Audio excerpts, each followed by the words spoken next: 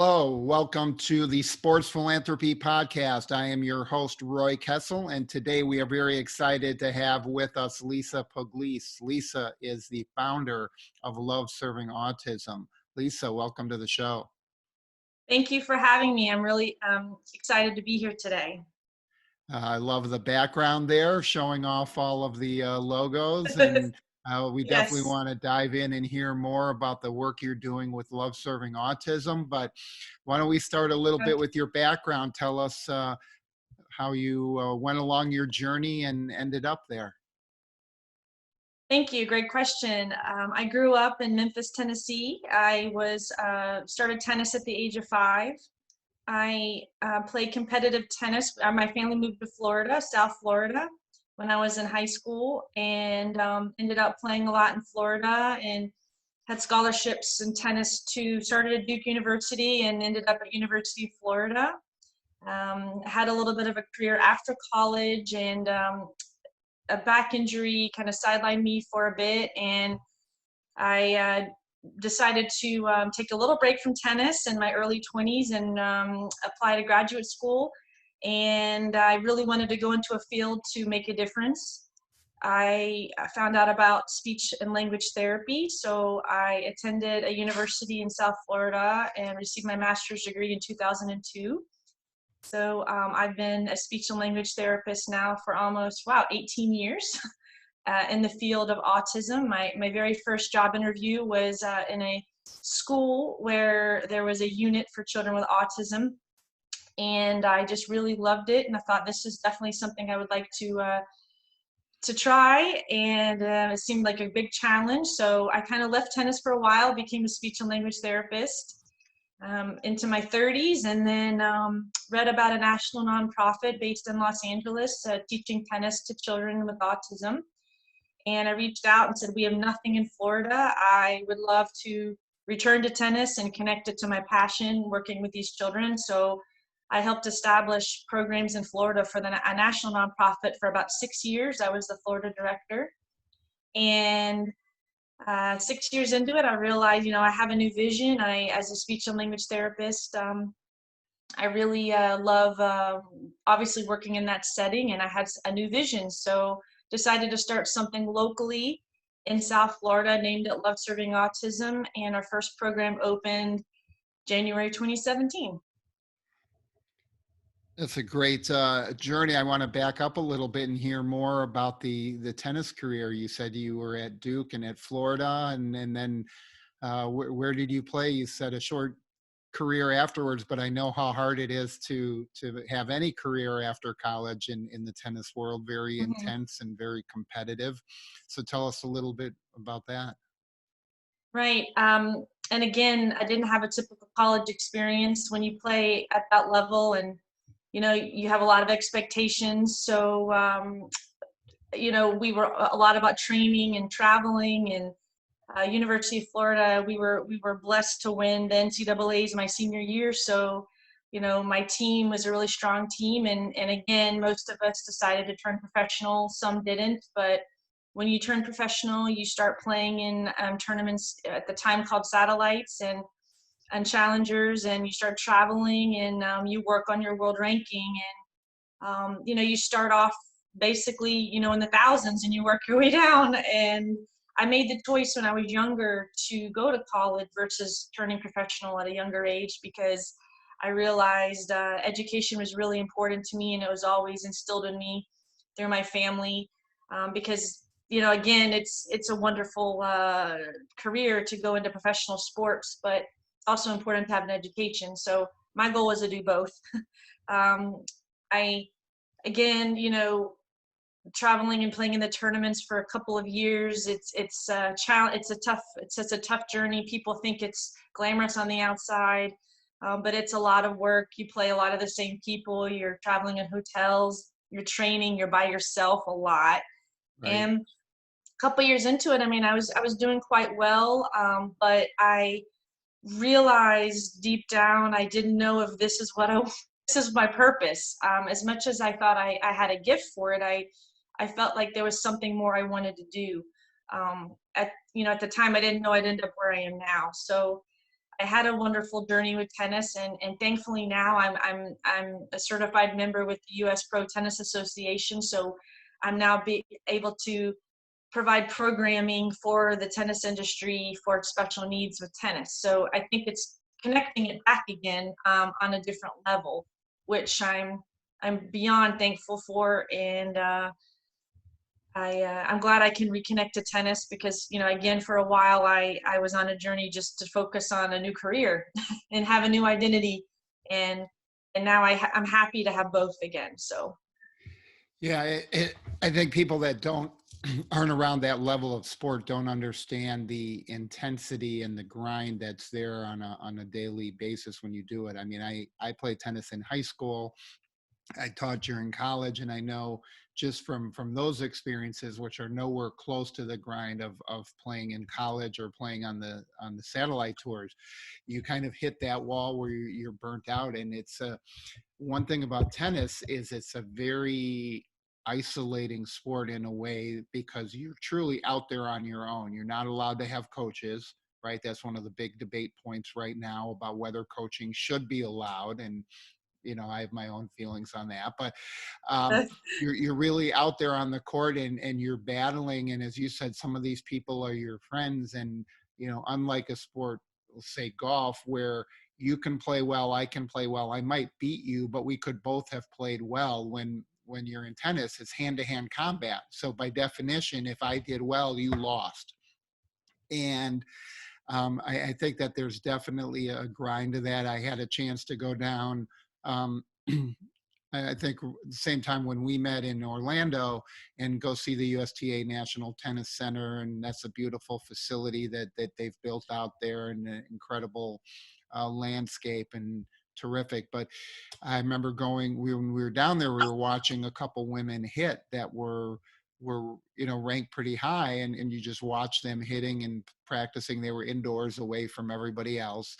But you just know that to get to that level, most people, if they watch a sport like tennis, they go and they're seeing the ultra elite players, right? They're mhm, looking at the mhm, top 20, the top 30, because that's what they're watching. They're not seeing the qualifiers for the majors. They're not seeing the early rounds in the draw. And I right. remember I had a chance to go to Wimbledon. It was 1984, right after my freshman year of college, and we were in London for some meetings for my dad, and we ended up going and watching these matches. And you see a couple incredible players playing that you haven't heard of because they're not ranked high, right? They're not ranked high by Wimbledon standards, meaning they're ranked between 70 and 120 in the world, not Mhm. top Top, 20, right. right? And you watch them, and there's somebody out there who basically dusts the other guy off, 2-2 or 2-2-2, right? And you come back and you're like, wow, that guy's really good. And then the next day he goes out and he gets Right. crushed by somebody else you haven't heard of, and you realize how deep the level of tennis is, and how hard it is. As you said, you start a ranking in the thousands, and then you move your way up. So tell us about Yeah. your favorite experience as a pro in the tournaments, and how far you got before your injury. Well, before I say that, I wanted to let you know that I think, and I agree with everything you say. It's the challenge of it is, if you make a choice when you're younger to go to college and wait to play professional, you do gain that college experience, but you do start from the beginning, and you do have to play qualifyings, and you do have to win 6 matches before you get to main draw. And at that point, it's like starting over. You have to always, which I talked to, my husband's a tennis professional. He just started a new company called Sets Consulting, which at some point maybe you could connect him with. But he's talking to me about the level of you watch Roger Federer and these players and how they maintain that level day in and day out, which it's a performance. So definitely, if you're not in it, you don't know the feeling, and that's fine. um, I think that, I had, when I was younger, I had played players who were in top 100, top 50. Um, but again, I waited till I was, in my early 20s to go back. So I think some of my experiences at a younger age, I played players who chose, like Lindsay Davenport, and some players who were top 10 in the world, who were my rivals in junior tennis, and they made that different choice, which is great. Everyone has their own path. So I did get into, like, I'd say the 300s before I had spinal things going on. But probably could have kept going. I just made that choice maybe when I was younger, to figure out what's the next step, if I want to continue this, if I want to teach tennis for a while and give it a break. Because, when you start at age of 5 and, you're playing 20 years in a row, it's a lot. It's all I knew at the time, and that was my identity. So trying something new was a little scary. And somewhat of a relief too, even though maybe I didn't attain what I wanted to or thought I could. I look back and I think, creating Loves Serving Autism maybe was my bigger purpose. But at the time, I just didn't know it. So When you talk about making that choice, was that the choice to go to college versus turning professional at a younger age? yes. So I remember, when I was 18 years old, and not knowing, I was number 1 or 2 in the country, and I had that ability to go ahead and do, make those decisions, and it's a lot of pressure, if you want to know the truth, knowing that you have these options, and what do you do, what choice do you make. And I went to a very prestigious private school, high school focused on education in South Florida, and everyone went to college. It wasn't like an option. So I thought, well, of course I'm going to college. I'll do that first. And then I watched other players who maybe went off to play professional. And again, I am happy I have a career. I didn't make millions, but I'm happy I have a career now, because now I have a path where I'm happy working with the children. A lot of them don't even know that I have a tennis background. I just kind of have separate lives sometimes. But again, I look at some of the players who did go pro, and now they're commentating on the tennis channel and doing different things. So, I guess we all stay linked to tennis in different ways. I think the thing that's interesting when you talk about the whole tennis process and everything that goes on there is, as you said, the ultra competitive nature. And when you take a step back, and again, I'm going to, not to bash college tennis, but right, if you're in college tennis, by definition, you're still in college. So you're spending a lot of Right. hours in school and you're doing other things. And I know when I went to the University of Wisconsin, I used to hit with some of the women on the Wisconsin team. And, there's an enormous difference there between the number of hours you're going to spend on the court and the amount of training and effort you're putting into your tennis career compared to turning pro, skipping college, and going straight to the satellite circuit as an 18-year-old, and essentially using those college years to grind out and build your ranking and build your portfolio for Right. what you're doing.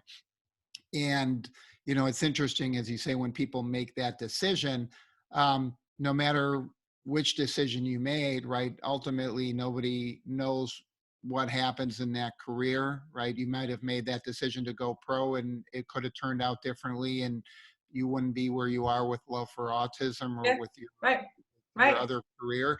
And so, maybe that turns out better. We never know with injuries. We never know anything else that happens. So tell us, you talked about working with a national nonprofit. I wanted Um, to say one. I wanted to say one thing to that yeah, point is I do think it's a balance, though. I mean, you can only play so many hours of tennis a day, and I do think that one of my goals with my organization is to connect the professional players. Not that they're going to go full time into what I do, but it's a nice balance of giving back, because you're training. It's all about focusing on yourself, and it's a nice diversion at times to step out of yourself and go and help others. So I think that it's a good platform outside of 8-9 hours a day of training all the time. It's very redundant, it's very repetitive, which if you love it, you love it, and you do it as long as you can. But so I just wanted to bring up that point. College was a good balance in a way, because you still had 4 or 5 hours of practice a day, including weight, training, cardio, weight training, but you still Right. had class. You had class. So in some ways, you don't focus as much on training tennis, but you had a little bit of a life. So that's all. What were you going to say about the national nonprofit?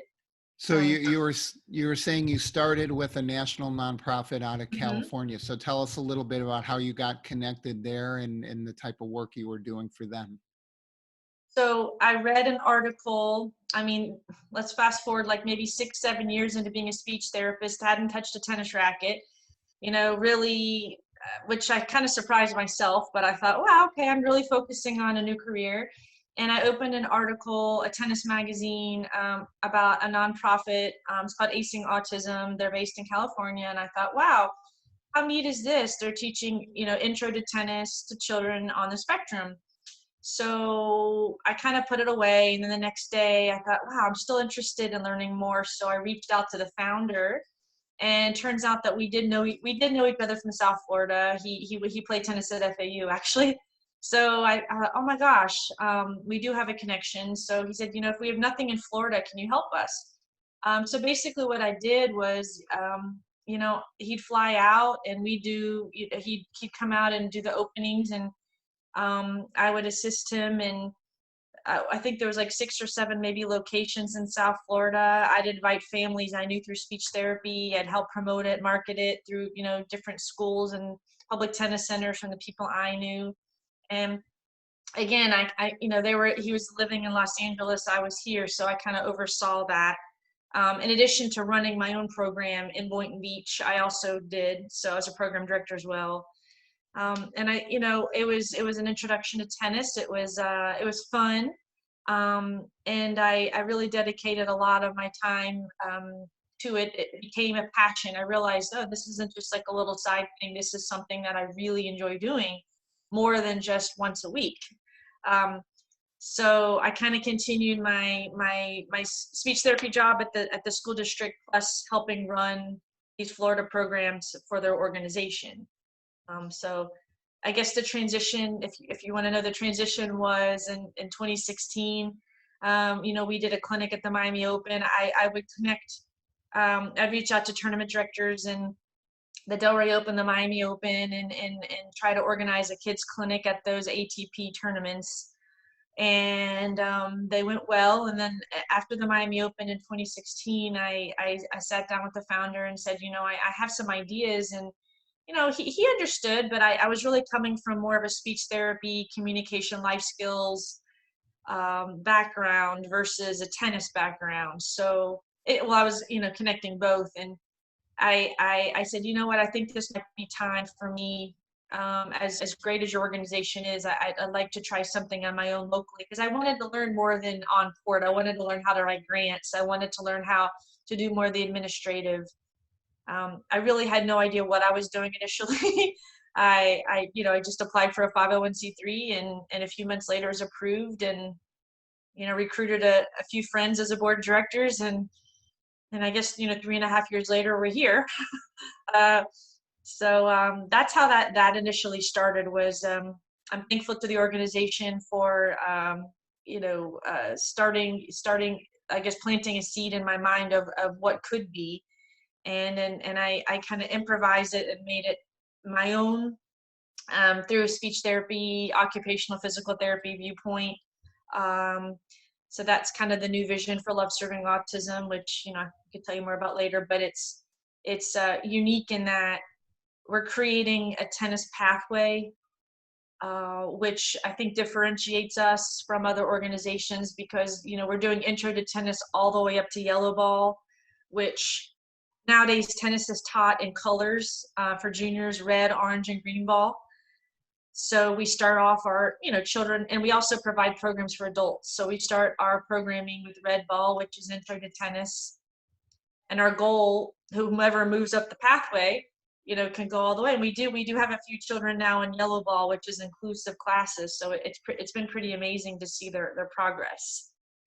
Yeah, I think tennis has really done a good job in the last 20 years or so of breaking the sport down a little bit, because it it can be a very difficult sport if you look at the physical requirements and the challenges of, you know, hitting a ball solid, hitting it over the net, keeping it in a court. For young kids as they're learning the game, it's not a lot of fun because you don't really get rallies going. You don't really get the opportunity to move and do all of the things that you're talking about. I remember when I taught during college, I was teaching kids that were 8 to 11 and then 11 to 14 were the sort of the two age groups besides adults. But the 8 to 11-year-olds, many of them came, and literally just getting them in a 4-week summer session to be able to make contact and get the ball over the net. I mean, there were kids that had really no hand-eye coordination and had never played any type of racket or, you know, bat or any type of sport that Mhm. required that hand-eye coordination. And it's really hard to teach those skills and all the different things that you do. And I see them now. I play at a club called Midtown up here, and they, you know, they do a great job. There's a lot of youth programs, and you see them putting the courts out where, you know, they've got all, as you said, all the courts sideways and the different color balls and size balls, and it's really a different level of engagement because the kids can have some success, and it's Right. easier for them to participate, which makes them more interested in continuing to play. I know as a kid, I didn't love playing as a kid because it was really, really hard. And I grew up across the street from a couple tennis courts that had a wall. So I learned to hit Oh, against right. a wall, and my game mimicked that because I didn't have formal coaching. And I learned to just hit it over the line one more time. And when I got to high school, that was the way I started playing, because the wall doesn't miss. So that's what I learned. It's just don't miss, push it back in the court, and sooner or later the other Exactly. person's going to miss a shot. It's a wonderful tool. I mean, I was recently married, actually. Well, that's a whole nother story. We got married like a month before our original date, just due to the COVID. So my husband now, he took me to a hitting wall in Boca Raton during this time. And, you know, once a week we go out and rally on the wall. And it's like, oh my gosh, I did this as a child, you know, but it's a great workout and it's a great training tool. I actually encourage the parents right now of children in a program to go find walls, because it, you know, it keeps them engaged, and it's great for your hand-eye coordination. And yeah, so See if you can beat the Federer challenge on social media. we did, well, we haven't done that. We did the 100 rally, we did the 100 volleys in a row, like the 100 volley challenge. Kyle and I did that a couple weeks ago. So that was fun. But I haven't done the Federer challenge yet. But again, teaching tennis to children and adults with autism is so much different, obviously, than, you know, teaching tennis in a maybe like a typical junior after school junior program, because they're all different levels on the spectrum, and they all have different motor planning. Some are very some are appear to be typical, but then may have social skill deficits, and others, you know, may have something called apraxia, which is, you know, motor apraxia is when you know what you want to do, but your body isn't as coordinating with it. So we see that a lot in our programs. So again, some advance through red, orange, and green ball, go to yellow. Some have been at red ball for 3 years. So it just depends. So take us back now. You decided to split off and start your own Love Serving Autism, to give a little bit more of a focus, as you said, to the speech therapy and the OT type of Right. services. Um, Take us through the program in terms of what that consists of. How would somebody find you, first of all, and then as they come in, what's, in a sense, your intake process? Somebody signs up and wants to participate. How do you get them engaged? Yeah, so we have our registration on our website, loveservingautism.org. You go to program participation, there's a list of all of our locations. We're currently in Florida. We are in most of our programs are in South Florida. We are expanding to North Florida very soon, but again, it depends on, you know, the new COVID situation.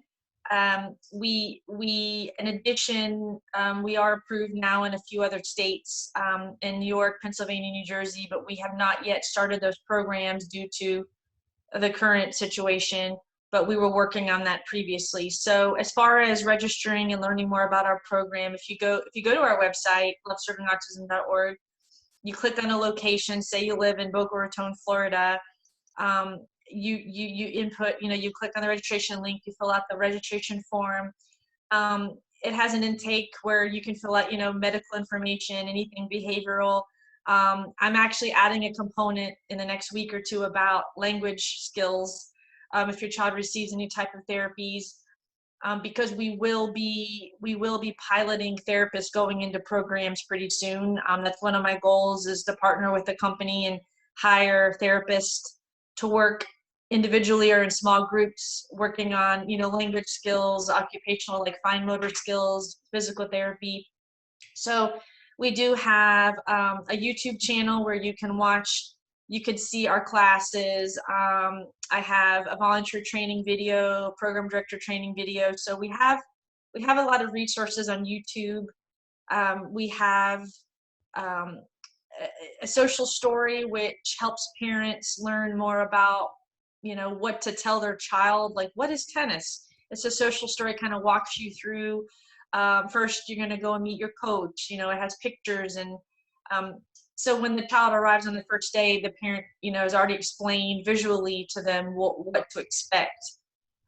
As far as our program, the Red Ball programs are about an hour-long class. We work a lot on social skills. Go ahead. Yeah, I want to stop you just for a second, because I know you and I have been throwing this out there, but I think for listeners that are not as involved in the tennis world, let's take a step back for a second before you go through that and explain the different balls. We're throwing out the yellow ball, the red ball. So maybe let's walk through that progression so that they understand what those relate to and how they are implemented. Okay, so the United States Tennis Association created, it's called Net Generation. It's a program for 18 and under, and the children now learn with different levels of tennis balls. So like when I was younger, there was only yellow tennis ball. Now there's a progression called ROGY, ROGY. So when you're at a certain age, if you're typically developing, you would start at a certain age with the red ball. If you have autism, the ball colors doesn't matter. It's based on developmental skills, but you start with red ball, which is a pressureless, bigger tennis ball. And again, at that level, you're really working on hand-eye coordination, balance, and control. You can fit 4 red ball tennis courts, I'd say, on a big, on a full-size court. So it's a lot smaller courts. You're really working on that initial introduction to tennis, holding a racket, your grip, making contact with the ball, the basics. Let's say that would be red ball. And again, it's the bigger tennis balls, they're pressureless, so there's a lot less likelihood you're going to produce errors. It's almost like errorless learning. The next level is orange ball. Orange ball is when a child or adult is ready to add some movement. Orange ball is a little bit smaller, it's a little bit faster. And for instance, if you're hitting volleys, you might now add a little bit of footwork to that volley, or run up a ladder to hit the volleys. So it's no longer stationary, it's more adding, the lateral movement, forwards and backwards moving. So again, there is a big jump. The biggest jump I see is from red ball to orange ball, because now you're adding the movement component to it. After orange ball is the green dot, and green dot is when the child or adult is ready to play tennis on a full-size court. So one thing I didn't say is orange ball is a little bit bigger than red ball courts. So, red ball is the smallest, then orange ball, the court expands a little bit more. Then when you go to green dot, it's a full-size tennis court. So a lot of the pros use lines or paint to, like for orange ball, they can paint a court like spray paint, or they use lines so that the child knows where the boundaries are for orange ball court. So green dot is the next level, and it's more rallying when the child or adult is ready to go on the baseline, rally back and forth, learn how to keep score, learn how to serve, how to return. And in adaptive tennis or special needs, that is a lot smaller a group we see. I'd say maybe 5% so far in 3.5 years of our program participants have reached the green dot level. And then a few have progressed to yellow ball. So yellow ball is when they are ready for inclusion, meaning they can join an after-school program at a public tennis center. Maybe myself or a tennis pro would shadow them for a few classes to make sure that they're fully integrated, that they're following directions. I had a really interesting experience with a student on the spectrum who is a teenager, and he had been in red, orange, and green ball with Loves Serving Autism, and then jumped to yellow ball. In his first class, they were doing running forehands, and the pro, I don't think the pro knew he was on the spectrum, but she was just used to feeding it really fast, right? So he's in a line, and he gets up and he starts, and he whiffed every single ball, and he was so embarrassed. And you couldn't tell he had autism because, a lot of the kids don't show it on the outside, but he did have a diagnosis. So the pro pulled me aside and said, can you take him? And she said, can you please take him and work with him separately on your court? And I explained to her, he has autism. That's why I'm here. And it was a big training and learning experience for her, for the students. He is now full-time with that class. She loves having him on her court. So it took a few sessions for him to transition to yellow ball. Yeah, I think it's interesting when you talk about the pro not understanding, because I think in society a lot of people don't understand autism, and they don't understand the differentiation, as you said, between the levels and what one child might be able to do and another kid's not able to do.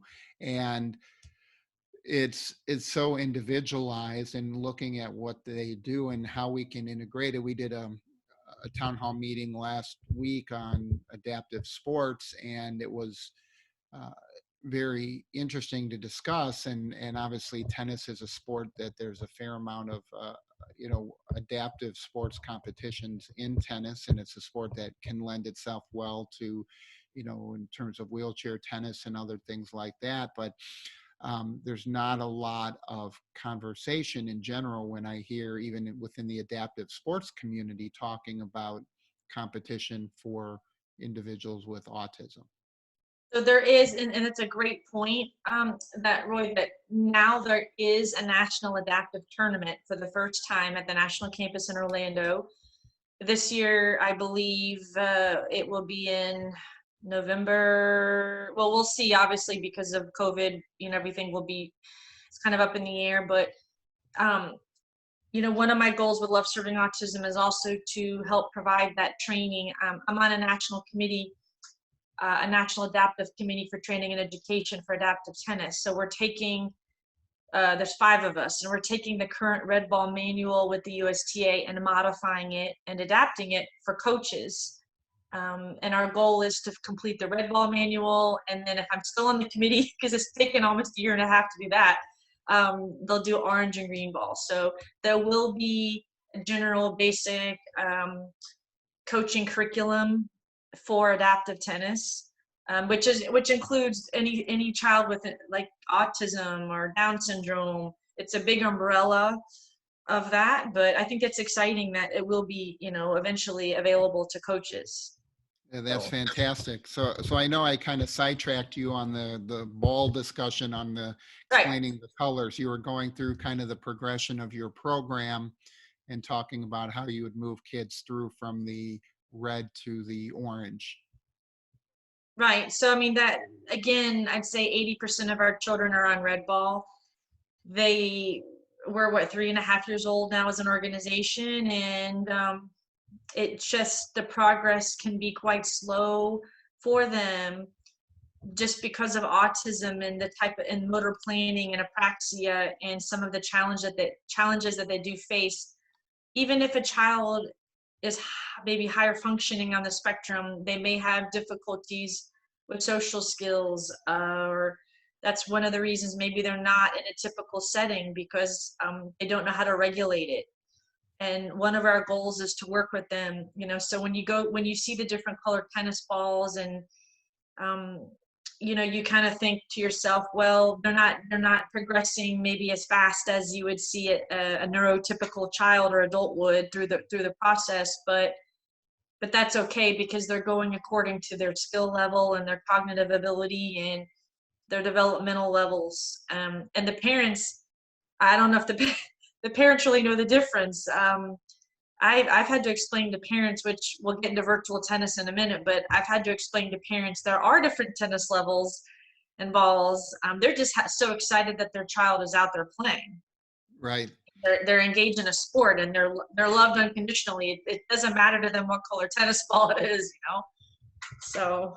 Well, I think ultimately kids love to play, kids love to compete, right? Even if competition for them means something different than it did for you when you were at that age and stage at the level you were competing, right? It's that joy of that playing and that physical outlet and everything else, I think, is really important, regardless of what other challenges the kids may be facing. And so, now as we're recording this, we're sitting here in the midst of the COVID-19 crisis, which has created additional challenges for organizations, probably especially for you, in terms of how do you deliver a service virtually, because there's no way to interact and engage and keep that attention in the same mechanism.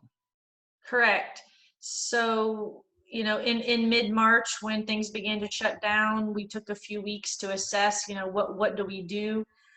I knew in my heart that I wanted to stay connected to the families because tennis provided that additional structure and routine which they rely on, for children and adults on the spectrum. And so I connected to Buddy Up Tennis. Buddy Up Tennis is an amazing organization in Ohio. The founder and I are on, the National Adoptive Committee together with USTA, and she had mentioned they're trying some Zoom fitness and Zoom tennis. And I thought, okay, and I realized, well, I kind of sat for a second and thought, how would I take what we teach on the tennis court into a living room or, a driveway? I basically modified it into a 40-minute program. And it's, currently we teach on Saturdays. I'm running the classes right now as a coach, and we have other pros getting trained on it. So they're going to be able to host the classes soon. But it's all children. It's a very general class. It's all levels, and they log into Zoom, and we go through the whole progression of greetings and social skills and hand-eye coordination and stroke production. And so it's kind of like a quick process through, and it's pretty intense. I mean, in my opinion, I only give them 30-second water breaks so that I keep them moving and keep them going. And so again, I'm really thankful for this platform, because we could be doing this for the next year. I don't know when our programs will reopen and what they will look like, because we do teach in groups. So talk a little bit, because obviously in Florida, you're in a sense blessed with warmer weather and better weather, where the kids could probably still go outside for a lot of the year and do that, even if we're technically in a shelter in place type of situation. They can go outside to a driveway or an empty street or parking lot and do some of these types of skills that you're describing. But what about for kids that are not in that type of climate, or that may live somewhere in an inner city or somewhere else where they don't have their own space, right? They don't have basements, they don't have driveways and opportunities. What could they do in an apartment, in a type of environment? Well, there are, and I agree with you. I personally have been teaching indoors, because I don't know what the neighbors would say, seeing me outside on my driveway teaching classes. But I do teach in a smaller space indoors, and you don't really need a whole lot of space. You don't even need tennis equipment. A lot of the children logging in don't have rackets, they don't have balls. So we're modifying. Some of the children are using balloons for balls. They're using any kind of small ball they may have in the house. Rackets, we've seen children with like dustpans and spoon, like a wooden spoon that you use in the kitchen. So anything that they can swing with. So as far as the space and the equipment, I think that, in my opinion, if you really want to do it, where there's a will, there's a way, because I'm not even teaching myself outdoors. So I think that as long as the parents they have a caregiver or someone who really is excited about the class or wants to try it, I think that the children have a lot of fun. One of the biggest challenges I've seen, which I just made a training video for 2 days ago, like a 2-minute video, is typically myself or a trained coach would be on court working with the children. So what I see is the children at home doing the exercises, and the parents or the caregiver or the siblings don't really know how to prompt them. Meaning, if they need extra support, whether it's a verbal prompt or a physical prompt, what do they do? Right.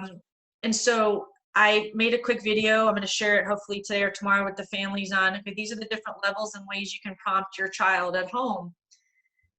Instead of seeing them struggle, or maybe they don't know how to hit a volley or simulate that, you can stand behind them and physically lightly prompt them. So some are very independent. They're doing 30 sit-ups with me. They're doing push-ups. They're fine, and others you could see kind of like standing there. And siblings sometimes jump in, which is amazing too. And they're great models for their brother or sister in the class. So it's been fun. I think virtual tennis is exciting because it's something new for them, and it's visually, and it's oriented visually. So they're watching a screen, which they love. The only thing is, they all want to talk at once. We have to mute them because they all want to say, "Hi, Coach Lisa. Hi, Coach Lisa." And I could briefly do that, but then we have to start class. So Right. And we that's are, always a challenge, right? Even like our regular Zoom meetings everybody else has, it's hard you go around and everybody does an introduction, and pretty soon you've used up half of your hour of meeting with just people saying hello and introducing themselves. Lisa, I really want to thank you for coming on. It's been great to learn a lot more about Love Serving Autism. But before we let you go, I want to put you on the spot for a minute, and we're going to use our sports philanthropy superpowers and appoint you as the commissioner of tennis. And I want okay. you to tell us, having grown up through the junior ranks, what's one change you'd like to see in the way tennis is handled in the competitive world? Is that including special needs or just in general? Or You tell me. You're fully in control. You have the power to make the change. I would have to say, from my perspective, growing up in highly competitive tennis to what I'm doing now, I guess my bigger vision and purpose and change would be really to connect WTA and ATP players to doing more off court with mentoring and really making a difference, because I think it does impact them on the tennis court. And I didn't have those opportunities as a child. Even in college, we never really volunteered. There was no community outreach. Now I see a lot of college coaches when I go to conferences and conventions saying, they have 20 hours of community service credits that they must do. How do we connect to your program? So it's a great change that I see, but on a professional level, I know that they're limited and they're busy training, but I think that it would impact their own life if they, Yeah, there's no you know, question, right? It would have a big impact, and I think that should be our goal together, and how we can yes, collaborate to bring more of that, not only to Love Serving Autism, but really in general, because each player is going to pick their own cause and their own correct, charities. So, correct. Lisa, thank you very much for sharing your time with us today. It was great to have Thank you on you. the show. Thank you so much for having me. I really enjoyed, you're doing amazing work with your organization. So thank you. Thank you. And to our listeners, we appreciate you being with us, and we look forward to having you on the next edition of the Sports Philanthropy Podcast. This is Roy Kessel signing off. We'll see you next time.